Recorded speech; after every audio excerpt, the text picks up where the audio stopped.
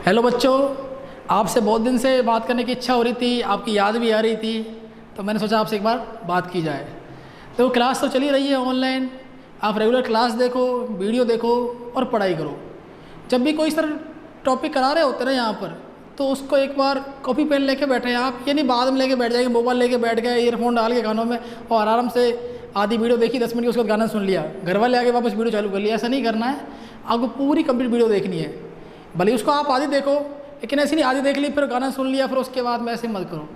दूसरी बात, कोरोना चल रहा है, आपको पता है किस परिस्थितियों में क्लास चल रही है, तो मेरा आपसे एक ही कहना है, घर पे पढ़ाई करें। 12th वाले जो बच्चे हैं, स्पेशली बोर्ड वाले जो बच्चे हैं, उनसे मेरा विनम्र निवेदन है कि घर पे पढ़ाई करें।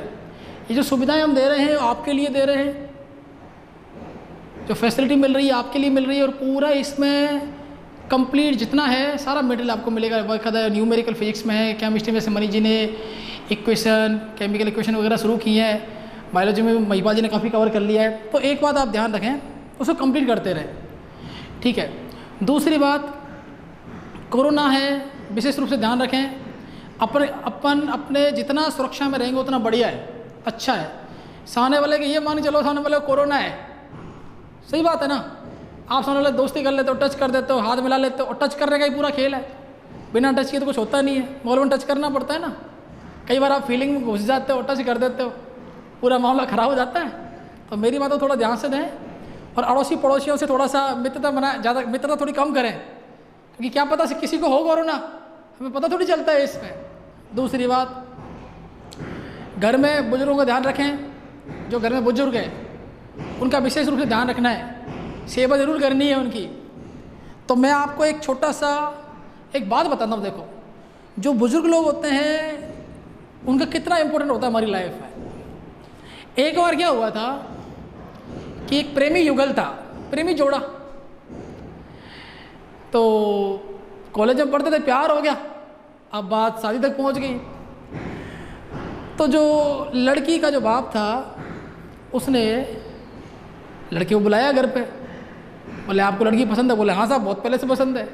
बोले शादी करना चाहते? बोले और नहीं तो साहब बिल्कुल करना चाहते हैं शादी। ठीक है, बात और आगे बढ़ी।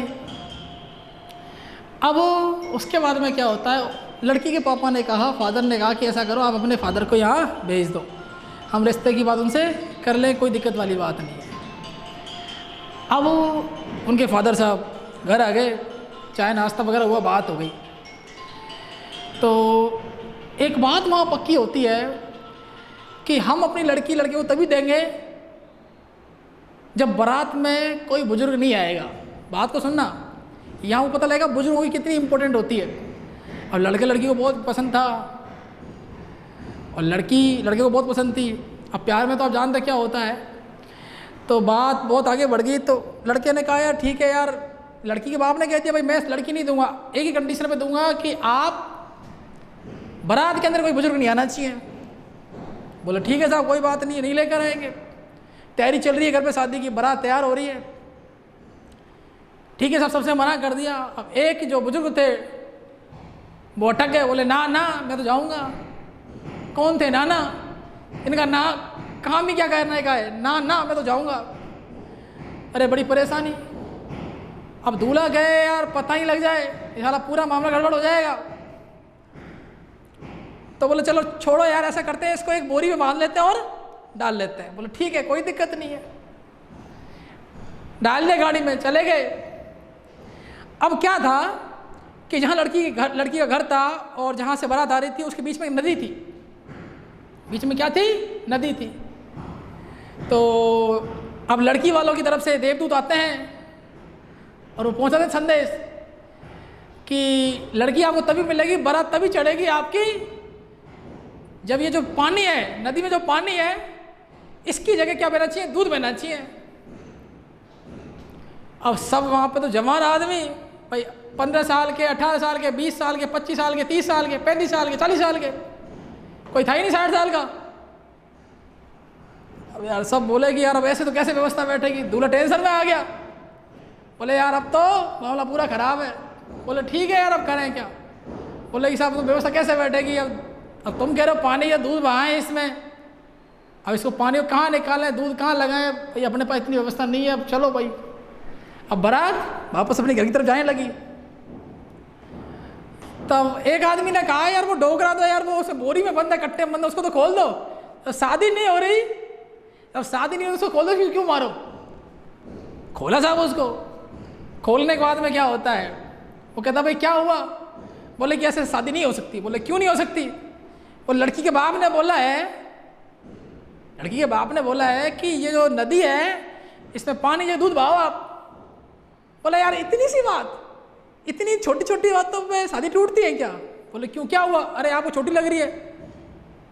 बोले यार तो शादी का मामला पूरा खराब हो जाएगा। उन्होंने कहा ऐसा करो, उनसे आके कह दो कि हमने दूध की व्यवस्था कर दी है, आप नदी में से पानी खाली करवा दें। हमने दूध की व्यवस्था कर दी, आप नदी में से पानी खाली करवा दें। संदेश देवदूत लेके पहुंच गया। अब लड़की का बाप कह रहा है कि क्या कह रहे हो कि पानी देवदूत कहता है पानी खाली करवा दो, दूध की व्यवस्था कर दी है। बोली चेक करो, जरूर बारात में कोई ना कोई बूढ़ा आया है। तो अगर उस दिन बूढ़ा नहीं होता, डोगरा नहीं होता, तो छोरे की शादी नहीं होने वाली थी। तो घर में बुजुर्गों का ध्यान रखें विशेष रूप से। ठीक है, अपन टॉपिक शुरू करते हैं हम और पढ़ाई रेगुलर करते रहें। नेक्स्ट टॉपिक है बिंदु आवेश कण विद्युत क्षेत्र की तीव्रता। इंपॉर्टेंट है। इसमें होगा क्या, एक चार्ज होगा प्लस क्यू, इससे स्मॉल आर डिस्टेंस पर एक दूसरा चार्ज होगा प्लस क्यू नॉट, और इस पर ई की वैल्यू निकालनी हो जाएगी एफ अपॉन क्यू नॉट से के क्यू अपॉन आर स्क्वायर। यही फॉर्मूला मैंने आपको बताया था थोड़ी देर पहले। इसी को अप्लाई करते हैं और यहाँ पहुँचते हैं के क्यू अपॉन आर स्क्वायर। तो शुरू करता हूँ मैं। मेरे पास एक पॉइंट लिया मैंने ओ, उस पर चार्ज रखा प्लस क्यू। यहाँ एक पॉइंट लिया पी, इस पर मैंने चार्ज रखा क्यू नॉट। और कौन सा क्यू नॉट है, प्लस क्यू नॉट। ये R, this is the direction of electric field. R मैंने लिया है यहाँ पर पोजीशन वेक्टर स्थिति सदिश। अब देखो प्लस क्यू पर विद्युत क्षेत्र ऐसे लगेगा, विद्युत बल ऐसे लगेगा। बिल्कुल सही बात है, प्लस के कारण वहां लगता है, विद्युत बल भी ऐसे लगेगा। क्योंकि देखो भाई E इक्वल टू होता है एफ अपॉन क्यू नॉट। अगर E की जो डायरेक्शन है वही आपकी डायरेक्शन है। और यहाँ एक इंपॉर्टेंट बात है, वो है अपने पास आर कैप। आर कैप आप जानते हो इकाई सदिश है, यूनिट वेक्टर है। अब डेरिवेशन करते हैं अपन। मैंने यहाँ पर कहा कि P बिंदु पर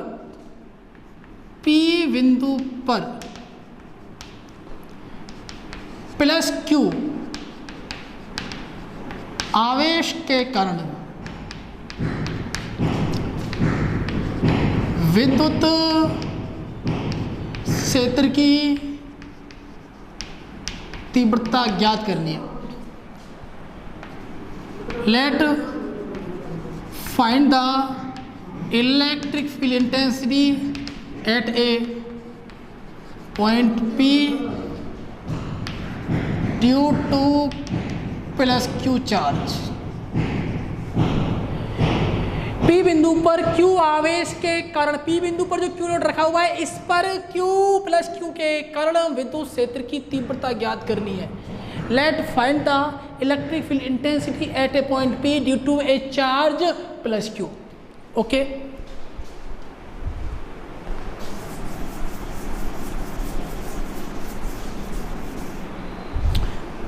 डेरिवेशन बहुत सिंपल सा है। अब देखो यहां प्लस क्यू चार्ज है, यहां प्लस क्यू चार्ज है।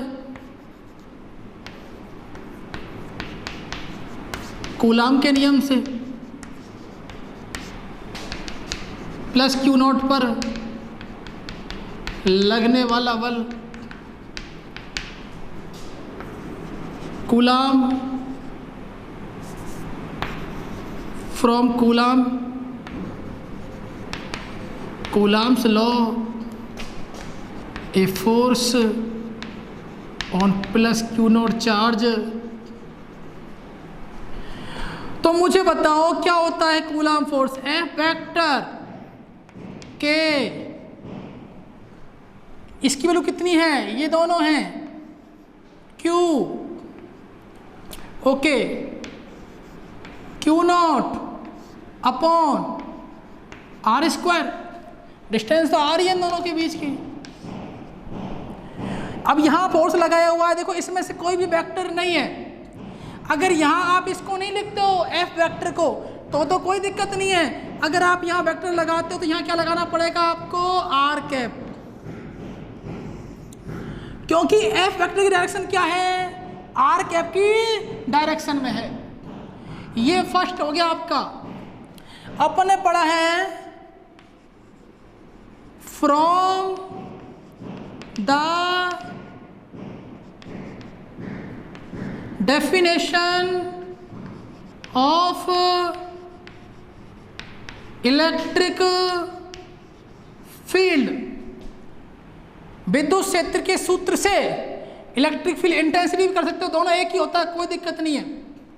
विद्युत क्षेत्र तीव्रता के सूत्र से,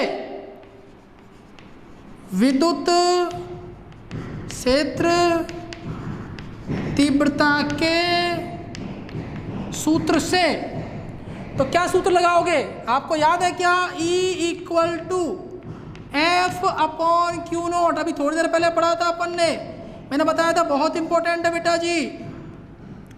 इस इक्वेशन को यहां रख दो, तो यहां से E वेक्टर हमारा कितना हो जाएगा बताओ। F की वैल्यू कितनी है प्यारे बच्चों, Q naught upon R square. यहाँ कितना आया, 1 अपॉन क्यू नॉट। यहाँ क्या लगा दिया मैंने, आर कैप। क्यू नॉट से क्यू नॉट कैंसिल हुआ, क्या बचा, ई वेक्टर के क्यू अपॉन आर स्क्वायर, और ये आर कैप। आपका ये आया है, ये लास्ट पॉइंट है डेरिवेशन का, E = KQ upon R square. ये जो है ये वेक्टर है, मतलब यहां से अपन निकालेंगे डायरेक्शन, और डायरेक्शन क्या है, आर कैप की डायरेक्शन है, in the direction of R cap.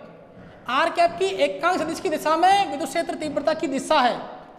अगर मान लो इसको मैं लिखता हूं E, तो ये हो जाएगा KQ अपॉन आर स्क्वायर। इसको हम न्यूमेरिकल में काम में लेंगे।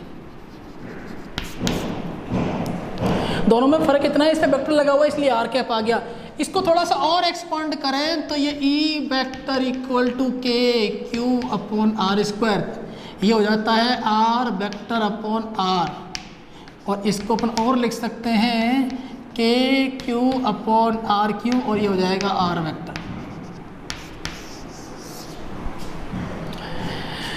बात क्लियर हो गई। ये जो आप निकाल रहे हो E vector = KQ upon R square R cap, ये प्लस क्यू के लिए है। बच्चों के दिमाग में आ रहा होगा सर अगर यहाँ पर माइनस क्यू हो तो, अगर यहाँ पर माइनस क्यू हो जाए तो E वेक्टर हो जाएगा KQ अपॉन आर स्क्वायर, और ये हो जाएगा माइनस आर कैप। क्योंकि अगर यहाँ पर माइनस क्यू हुआ और यहाँ प्लस क्यू हुआ तो डायरेक्शन कैसी हो जाएगी, इसकी अपोजिट हो जाएगी। भाई प्लस क्यू की वजह से क्या लगता है, इधर लगेगा, डायरेक्शन इसकी अपोजिट हो जाएगी, जो हमारे पास फॉर्मूला आया है। क्योंकि यहाँ पर हर जगह प्लस ही प्लस है,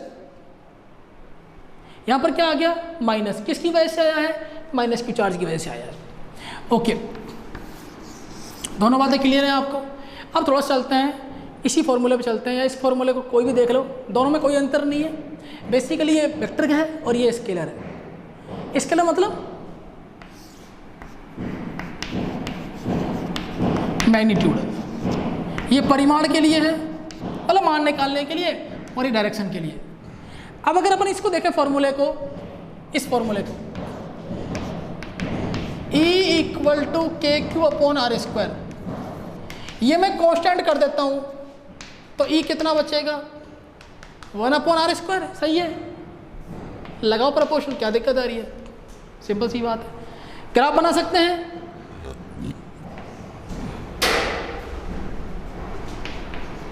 ये डायरेक्शन, ये E और ये R की, कैसा बनेगा, E electric field intensity is inversely proportional to square of distance between two charges. इसको इंक्रीज करेंगे तो ये डिक्रीज होगा, ये डिक्रीज करेंगे तो ये इंक्रीज होगा। कैसे आ जाएगा ग्राफ, पैराबोलिक आ जाएगा।